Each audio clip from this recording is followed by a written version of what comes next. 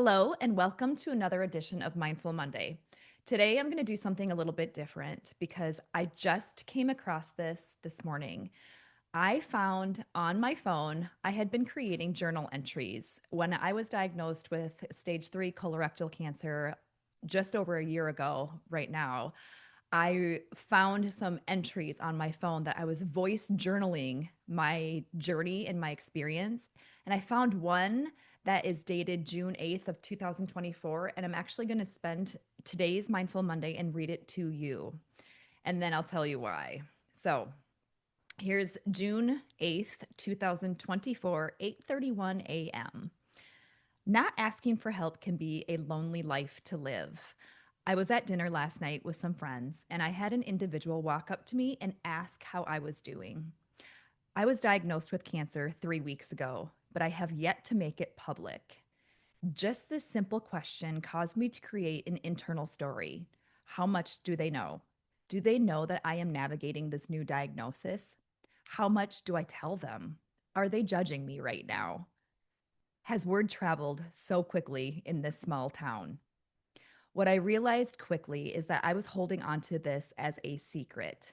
The man that asked how I was doing was likely just doing that, asking how I was doing, to make small talk and conversation, to understand how my world is, to be kind. What I quickly realized is that by holding on to this information about my truth, it was actually igniting the internal negative story in my mind based on me knowing things and wondering, do others as well? My values, my core values are joy and connection. And I was denying myself both through this internal narrative that I was creating by not knowing and guessing and attempting to make sense of what others were thinking, trying to read their minds. What do they know about me? The only way I can remain control of this situation, of this diagnosis of my life, is by deciding how I want to communicate my truth to others with zero expectation or trying to control the way they will respond to my information. This has really been an interesting journey the last 3 weeks, navigating these new lessons. I am learning so many similar lessons that I'm experiencing in my world right now that I'm also finding similarities through those that I coach. Let me give you an example. I have been coaching an employee for over 2 years. She recently talked to me about feeling a lack of support, clarity, appreciation. She's questioning her values and her worth in her workplace. She oftentimes tells me that she feels so overwhelmed and overworked, and it would actually be okay if she had some support and felt that support and had the feedback and appreciation from her team and supervisor. She said she oftentimes feels helpless, as if she's underwater, just trying to catch her breath. No question, oftentimes, that she has communicated with her. My question was if she has communicated this with her team or supervisor about where she's feeling these struggles are. Her answer was no. She did not want to burden them. She didn't want them to worry. She was well aware that others on her team were feeling the exact same way. Why would she be unique? Why would she be any different? Why would she be the one that has to complain? And she didn't feel that there was a solve, that there could be anything that could be done anyway. She felt extremely alone and lonely, even though she's connected to this large team and fantastic organization. Here's the truth. You see, in this example, in my experience, they're not that much different. The true reality of my situation is that we're both in this feeling of loss and loneliness and isolation based on our choice not to be vulnerable, not to expose our truth, not to expose our feelings and our areas of weakness right now.